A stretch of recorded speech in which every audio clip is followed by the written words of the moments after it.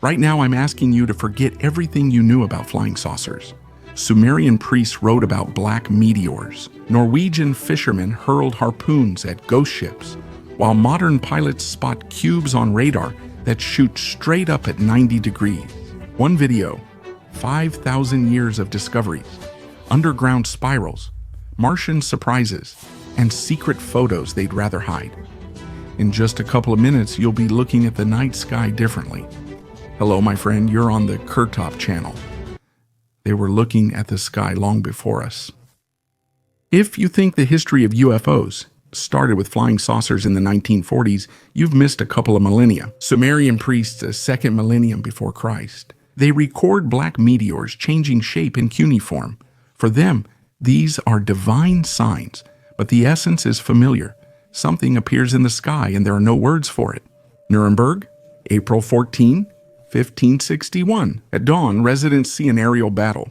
Hundreds of spheres, crosses, and black darts fall onto the city walls. Hans Glaser carves the scene onto a sheet. Only God knows its true meaning. We would call this a mass unidentified flying object sighting, but back then it was seen as an omen of Mount Rainier. On June 24, 1947, pilot Kenneth Arnold saw 9 shiny objects skipping like saucers across the water. The newspapers misinterpreted the metaphor and coined flying saucer, marking the start of the modern unidentified flying object era. From signs to media, 3,500 years have passed, but the questions remain the same. What is flying above our heads, and why does every generation see its own sign in it? The first excavations of the sky. It wasn't scientific curiosity that was stirred first, but the fear of the military. In 1948, the United States Air Force launched Project Sign. The instruction was clear: report anything foreign seen in the sky immediately. The reports were classified as secret, and civilians were only told it was a weather balloon. In 1952, Project Sign became Project Blue Book. Wright-Patterson Air Force Base would see 12,618 cases. Some files are marked as unexplained, others as too sensitive. The public is thrown a bone again. Optical illusion. In 1969, the project was officially shut down and sealed. The case was closed, but only superficially. 2007, deep within the Pentagon, a new department is opened, Advanced Aerospace Anomaly Research. The funding is quiet, and the reports are even quieter. 10 years later, senators will bring the tapes to light, and the military will admit, yes, for half a century, we kept doing the same thing. Saw a strange object, collected the recordings in a safe, closed the topic, and buried the archive. It grows like cultural layers. At the excavation site, instead of shards, there are boxes of tapes marked secret, which troubled people even in Sumerian times and still concerns us today. The only difference is price. Now, as much is spent on one unknown object as could feed a small town. The flesh of the fish god. The Dogon people live in the Bandiagara cliffs and hold the CG festival every 60 years. Its main ritual features the huge Nomu mask.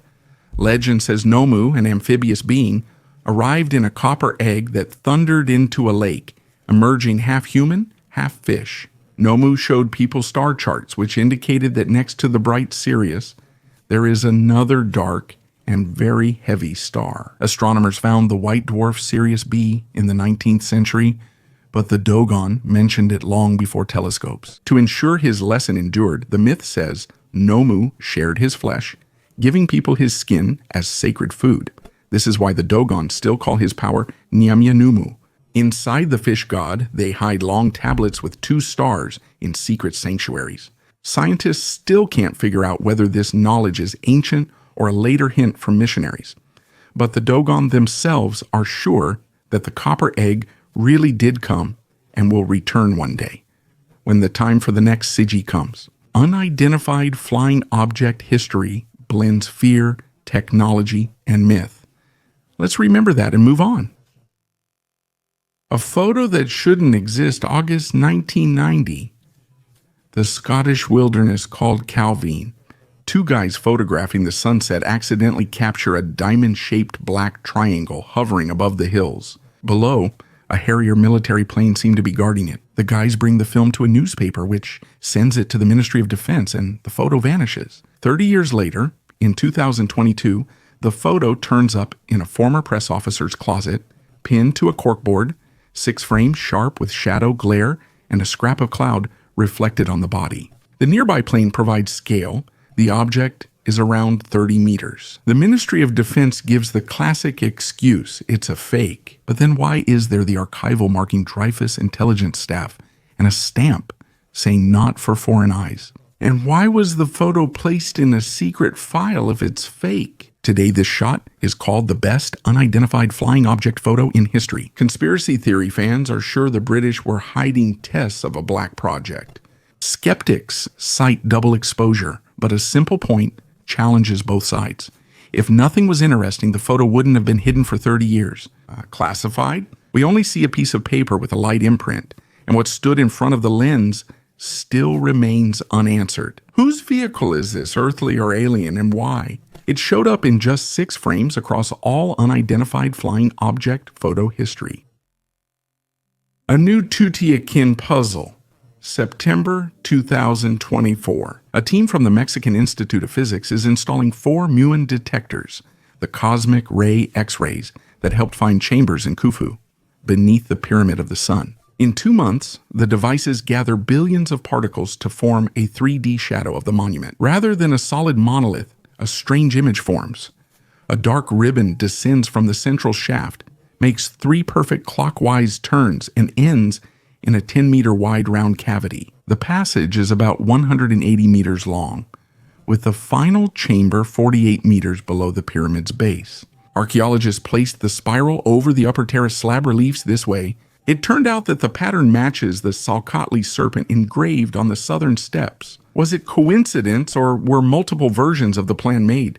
The spiral might have drained groundwater to the Sacred Heart. During the ritual, priests followed the underground sun's loops, mirroring the day's journey through night. The third version is a hiding place. As Tutiaca declined, the elite may have hidden archives and relics in the core. The entrance was covered. You can't dig it out with shovels. The arch supports itself by weight. Touching it will collapse the spiral. That's why the archaeologists chose to enter surgically via an old technical shaft. They'll lower a probe camera, and if it spots mercury or gold, it'll show this is an ancient hiding place, not a drain. But while the probe is still being prepared, under the main pyramid of Mexico, there still lies a twisted corridor that the world didn't even suspect existed for 2,000 years. Subtitles the org. Too much evidence. Fall 2024, the Pentagon releases a new report on unidentified phenomena. The table lists 757 incidents in just 1 year, with more than half recorded by military pilots. Unusual radar spheres, dark cubes in clear shells, and objects moving against the wind then shooting upward. Some cases are explained as satellite debris, drones, or optical effects, but about a third lack enough data to identify. That means you can't really determine their speed or trajectories, because the instruments behave as if they're not looking at a physical object. The Ministry of Defense is honest. They say there are no signs of extraterrestrial activity, but that's exactly the same wording they've been using for 70 years. The problem remains. Air Force fleets regularly see something. Cameras and thermal imagers record all of it, but there's no explanation. Pilots say at first it seems like a glitch, but then you spot something on radar making a 90-degree turn at passenger jet speed. These reports were once kept in safes, but now they're public with just the names changed, which seems odd. The arithmetic is the more accurate the sensors become, the more often they catch things we don't have a name for. It seems the sky is silent only when we're not looking too closely. Again, it's the same recipe. Fear of technology, myth. We see it beneath the pyramid and on the Pentagon's radar. Ghost ships in the air. I want to tell you about the 2 most famous ghost ships from Norwegian sagas. The first case is Fjord Trøndelag. Around the year 875, the fishermen were pulling in their nets when they suddenly saw a drakkar right above the treetops. It was moving quietly without wind or steam, glowing bluish as if lit from within. One man, in disbelief, threw a harpoon. The rope tightened as if hooked to something heavy, but then the ship turned transparent and disappeared. The harpoon landed on the grass, wet, as though it had passed through fog. The second incident happened 3 centuries later on Klosterøy Island. During Sunday lunch, as people attended church, a small translucent vessel hovered above the roof. its planks and masts like sunlight smoke. An anchor dropped and caught firmly on the roof. A sailor descended from the hatch, but he moved strangely, as if the air around him was thick. The priest urged parishioners to stay calm and assist. The men climbed onto the roof, removed the anchor, and immediately the vessel was pulled upward. The sailor climbed up the chain, the drakkar slowly disappeared into the clouds and vanished. Scientists explain these stories as mirages, fata morgana, or bright northern lights that people saw as ships. But both stories have too many everyday details, like the sail's canvas and the iron's weight. That's why, in folklore, these aren't just lights in the sky, but real encounters with something alien. Legends translated into the language of sailors have been alive for more than 1,000 years. In Norway, some still say that before a storm, you might see a drakkar not on the fjord, but sailing across the sky. Fake giant. In the spring of 2025, a video goes viral online showing what looks like an unidentified flying object as long as a skyscraper floating over Arizona. Online, clickbait headlines like 1,000 feet filmed by a drone get millions of views in the fall. Detectives get involved quickly. The first inconsistency is that the object's shadow doesn't match the position of the sun. The second is that the metadata shows the frames were created with the same software plugin used by 3D artists. An hour later, the author admits it was just a portfolio render and didn't expect everyone to believe it. But the video's virality had already drawn attention. The media published it, bloggers discussed it, and experts commented. One successful fake in an evening gets more contacts than all real radars do in a month. The lesson? In the digital age, just 3 seconds of graphics can convince millions aliens have arrived. Verification takes longer than lies spread, which means the next giant UFOs are already on their way. They don't even need to take off. They'll be lifted by the social media recommendation algorithm. Glass worms beneath Antarctica. The Japanese project Chimu Ice Probe. In February 2025, it drilled the Ross Sea Shelf ice at a depth of 820 meters. The camera came across strange threads, transparent and as thin as hair, stretching through the ice crystals, bending like living things. The probe tried to lift them. The thread crunches and breaks, leaving fragments behind, as if it were the thinnest glass. Chemical analysis revealed nearly pure quartz with traces of magnesium and sodium. Geologists know silicate glass in lava, but no one expected to find it in deep ice, especially at minus 20 degrees.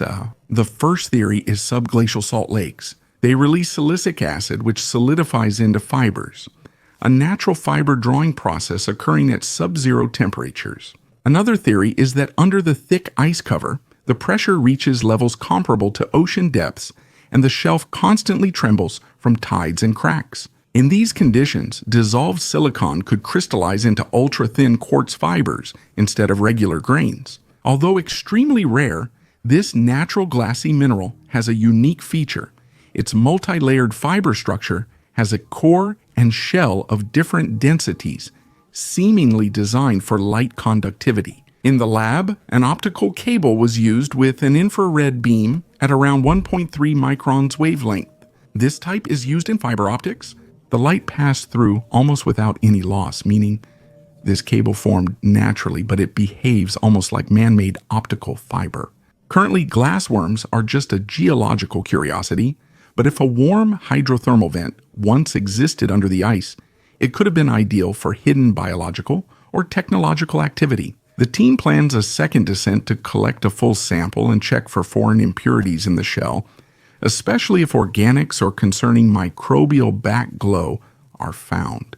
Antarctica may get its first real, not fictional communication cable with other forms of life or engineering. The sphere above the runway. Harton Airport is a small local airport with one runway, a few hangars, and a nearby cornfield. The first message comes in on the night of June 3rd. The controller spots a car-sized bright sphere on the cameras, hovering at the runway's end. The collision system alerts, but radar detects nothing. After 5 minutes, the sphere abruptly shoots upward, and it's over. No traces, no overheating, no interference. They dismissed it as spotlight glare. 2 days later, the event repeats, but this time, a technician checking navigation lights captures the sphere on their phone camera. Video shows a blue sky with a white sphere hovering about 20 meters above the ground. as if suspended by an invisible cable. Then, the object jerks at a near 90-degree angle and vanishes behind the clouds instantly. The third appearance. Before a thunderstorm at night, the sphere flashes brighter with cold white lights. The duty pilot claims he saw a thin beam of light from the sphere scan the end of the runway. The thunderstorm struck the airfield just 10 minutes later in the morning. The engineers checked the equipment. Nothing. The cameras are intact, the electrical systems are normal, and the radar, as before, didn't pick up anything. The airport management calls in security, that is. The military releases a brief report. No violations found, object unidentified. Here's what's strange. The sphere always appears exactly where the concrete meets the old military runway asphalt from the 60s. Geologists who came at the request of journalists found a magnetic field anomaly under this joint, as if there was a large metal block about 10 meters deep. There are no conclusions. Planes keep landing and taking off. Air traffic controllers log notes about visual contact with an unidentified luminous object 3 times a week. Too many to write off as coincidence and too little data to call it technology. The silver bowl of Quetzalcoatl, picture sunrise at Teotihuacan, atop the Pyramid of the Sun. A priest lifts a shining disc, unlike anything seen before. Later chronicles named it the Bowl of Quetzalcoatl. Legend says the feathered teacher god used this bowl to soar into the sky and become the morning star. Few descriptions exist, but all agree. It's perfectly round, with metal so shiny it looks liquid, and instead of drawings on the edges, there are smooth, window-like hatches. When the bowl was set on the altar, its surface reflected the city and sky together. The priests claimed Quetzalcoatl was watching through it. The Spaniards later described a heat-radiating silver dish. They tried to break it, but the metal resisted ordinary tools, as if the alloy was tougher than steel. The treasure vanished. Amid doubt, only small clay copies remained, a flat disc with flames below. Archaeologists debate if it was simply sacred, mirror-polished obsidian, or a rare alloy. But in Teotihuacan murals, spirals of smoke were always shown around the bowl. Could this hint at takeoff? The bowl is now being sought in Vatican archives and Mexican conquistador hideouts. If it emerges, we could analyze its composition to determine if it was simply an ordinary religion, or a memory of some real flying saucer on which the serpent god traveled to the stars. For now, the shiny disc remains the most intriguing lost artifact of Mesoamerica. Gray beneath its wheels, the Curiosity rover rolls along the floor of an ancient channel in the Geddes Valley's canyon. Rocks are just rocks, nothing special. A boulder cracks under the wheel of the nearly 1,000-kilogram machine, and a pure yellow glow flashes inside. This isn't dust or salt, but pure elemental sulfur crystals, never before found on Mars.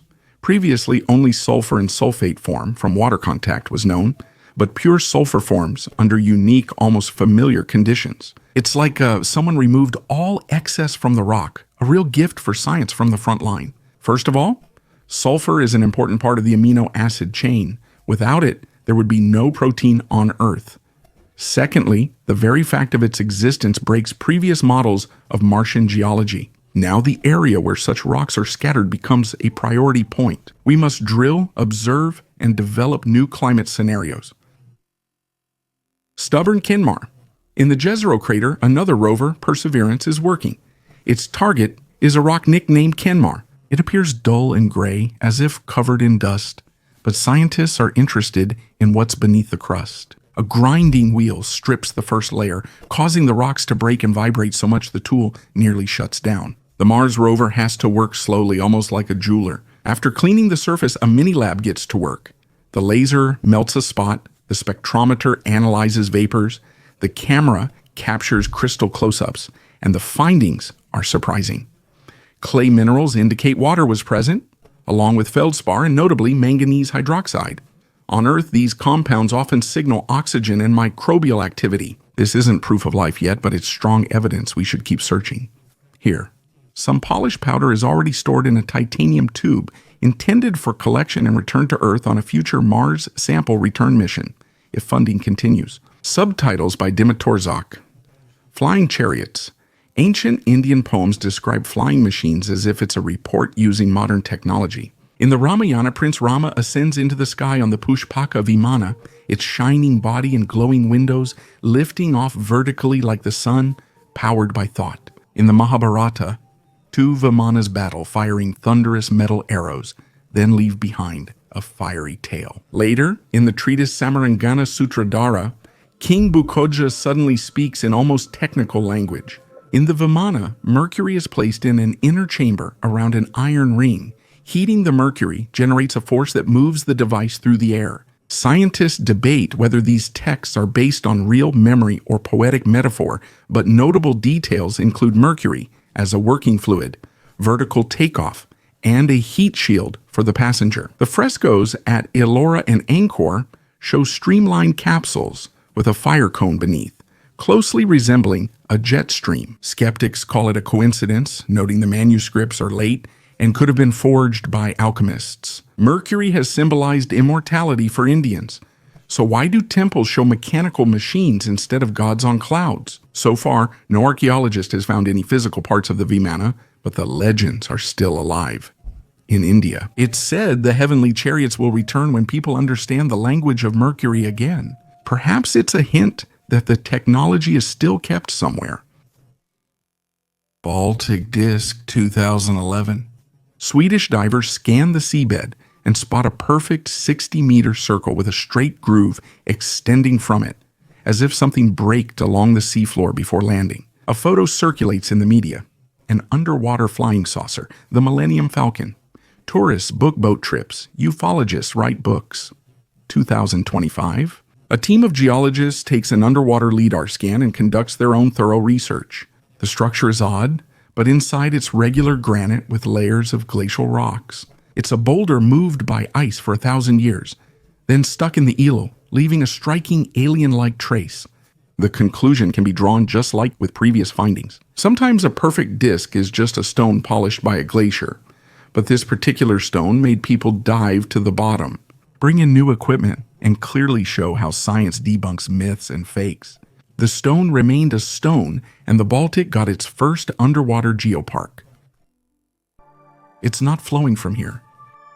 I didn't think Chinese bronze could still surprise me, until archaeologists discovered new pits at the Sanxingdui complex in Sichuan province.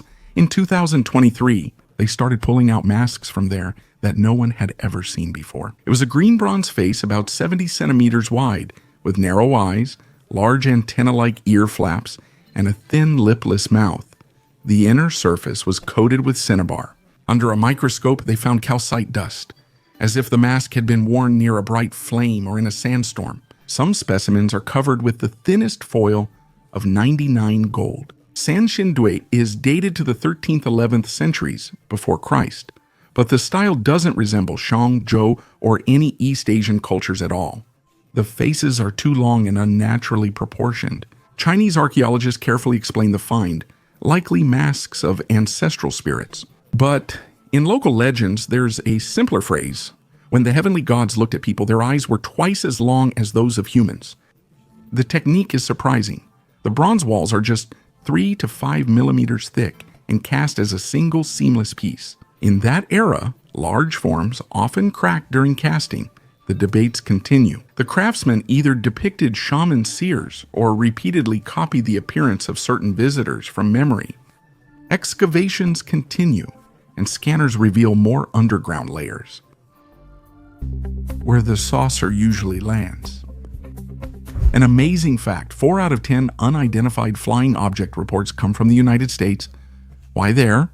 And not, say, from Chad or Mongolia? America has blanketed its skies with radars, covering nearly every mile. The military airports and meteorologists each have their own systems. A denser sensor grid catches more fish. The second habit is that Americans, when they see a bright sphere, don't run to their neighbors, but take out their phones. They record it, upload it to TikTok, and add the hashtag unidentified flying object. People elsewhere are still debating the object's authenticity, but the video is already trending. The third reason is the black testing deserts. At night in Nevada and Utah, they test technology like black stealth aircraft, silent drones, and reusable gliders that will be revealed in 10 years. From the ground, people see only a dark silhouette lit by the moon, imagining a smooth disc. Click. A video called Alien Craft is quickly spreading through the feed. Fourth, The cultural background since childhood, comics, the secret test site, Area 51, and the television series The X-Files. People already have names for strange sky sightings. In Nicaragua, it's an evil spirit. In Japan, foxfire. And in California, an unidentified flying object. In short, more cameras and a brighter pop culture lead to more flying saucer sightings. Aliens prefer the United States of America not for easy parking, but because they're observed and documented more often. Alien skull. Unidentified flying object blogger Daily Kodges posted a photo of a tiny gray-brown skull in his palm. The forehead is swollen, the back of the head is elongated, the eye sockets are huge, and there's no lower jaw. The author claims that his acquaintance found it in Mexico near an old landfill. It's not a doll or a monkey. The bone is fragile, structured like a human's, but the proportions are completely different. The footage spreads instantly. Some report seeing grays, others call it a viral fake.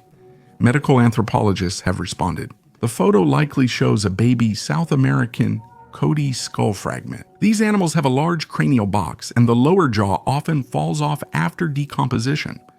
That's why it looks alien. And the scale is also telling. The skull is only 5 centimeters long, which is too small for an adult alien. Hodges promises an X-ray and DNA test, but asks to hope for a miracle until results arrive. The internet is, as always, divided. Some seek likes with a real alien, while others note that any bone without context can spark a sensation. Currently, the season's most unusual extraterrestrial skull remains unidentified. It's either a dead Cody or another well-staged hoax. The return to Surabuni. In Japanese chronicles from 1803, there is a strange entry. Fishermen from Harakihara village pulled a round lacquered boat from the water, roughly the size of a small room. Inside was a young woman in bright clothes with copper hair, an unreadable inscription on the side, and a sealed box she kept to herself. They swiftly documented the story, archived it with drawings, and, legend says, quietly returned the object and guest to the sea. For nearly 200 years, the event was folklore, until the Ibaraki National Museum discovered 7 eyewitness engravings in a private collection in 2024. In them, the boat doesn't look like a barrel, but like a neat disc with portholes, and the inscriptions along the side resemble a mix of Sanskrit and Arabic. The museum showed the discovered engravings beside a replica boat. The disc is over 2 meters wide with round windows and a small entrance hatch. Scientists debate whether it's an experimental wooden boiler from the UDO era or something else, as its shape, air tightness, and assembly don't match any known Japanese ship from Thailand. The story once again moved from folklore into the realm of scientific discussion, and the main question is, could the original have lain on the bottom until our days, preserving the secret of the copper box that the girl never opened? Dust from another star. In January 2014, military satellites saw a fiery trail over Papua New Guinea. Even in the dense atmosphere, the object moved faster than the second cosmic velocity. It was filed as internal memorandum, won and forgotten. Astrophysicist Avi Loeb noticed the trajectory was not from the solar system. In summer 2023, Loeb used a magnetic trawl along the fall line and brought it to us. Hundreds of microspheres were mostly ordinary cosmic dust, but about 10 were unique, containing beryllium, lanthanum, and uranium in unusual ratios not found in Earth or known meteorites. The spheres appear as perfectly melted metallic beads under the microscope, as if exposed to extreme heat. 2 scenarios are possible. Skeptics believe that this is rare man-made debris and that cleaner control samples are needed. Enthusiasts say that these are droplets from the hull of an interstellar probe, torn open upon entry. Loeb plans a second expedition to check the isotopic signature. If confirmed, these fragments will be the first physical souvenir from the galaxy's depths and suggest that others far away can smelt metal like us. A sphere near the International Space Station window. A few months ago, an astronaut used a smartphone to photograph Earth, capturing a brown sphere floating against the clouds. It looks like a classic case, a perfect stone-textured sphere without wings or antennas. Some online suggested it was a probe satellite hiding from radars, but International Space Station engineers disagree. First, the sphere is sharper than the planet behind it, indicating it's close to the lens. Second, if it were actually in orbit, it would appear as a streak in a single shot, which is the most likely scenario. A piece of insulation or condensation ice floated from the module junction and drifted past the porthole. In bright light, charred foil can easily look like a rocky crust, and a water droplet is absolutely perfect in shape. Norit was silent that day. No large objects or debris were detected nearby, so we're likely seeing an inch-sized fragment caught at the right moment. Another reminder of how easily scale can deceive the eye when you're looking at Earth through the window of a space station, a singing temple beneath the Earth. Imagine descending 3 floors below the Maltese ground. The quarters in House Saflieni were carved 5,000 years ago, but the real magic is in the oracle room, where a whisper becomes a hum, and a deep male voice at 111 makes the walls vibrate and your chest tremble. Scientists found this matches the body's natural resonance. After 90 seconds, the sound feels like it's coming from inside your bones. In the fall of 2024, Italian acousticians scanned the temple with a laser scanner and found another cavity behind a blocked passage. It also resonates at 111. Hate's ancient craftsmen intentionally carved a series of sound chambers. The priest spoke one word, sending vibrations through the hypogum that lightly hypnotized everyone. You don't need better technology for the ritual. They haven't emptied the chamber yet, worried the vaults could collapse, but plan to insert a thin microphone probe. If they find anything besides stone, statuettes, vessels, or bones, it will show this was more than a crypt. It was an ancient sound laboratory. Currently, the oldest speaker in the world, built 5,000 years ago and still flawless, sits on a quiet tourist street. There's only one question. How could people 5,000 years ago calculate the acoustics they needed in the smokescreen cave with such precision? When Fox mentioned Yankee Blue, many dismissed it as a conspiracy theory, but the documents journalists found were duller than any rumor. The Pentagon had a separate team that made fake saucers just as a distraction. At night, they launched illuminated plastic over the desert. Radars detected something, newspapers printed sensational headlines, and people looked up while real stealth prototypes were tested below. The scheme's main cynicism is its 5-decade duration. Whenever a strange light appeared, the press received a standard comment. It was an experimental aircraft of unknown origin. The crowd would debate aliens again, avoiding tough questions about black military projects. Now, this behind-the-scenes work is concealed, but its purpose is fulfilled. Half of unidentified flying object legends originated on Earth, not in star systems. In an office where someone decided that the best disguise is a myth that people are happy to invent themselves, we went from cuneiform to thermal imagers, but the formula remains. Fear, technology, myth, fuel, every unidentified flying object story. We have many sensors today, but even more questions. Does that mean there will be a sequel? If this video made you look up at the sky, leave a like, subscribe, and share your strangest sky stories in the comments. At KIRTOP, we dig the earth and the clouds. Thanks for watching. See you next episode. Goodbye.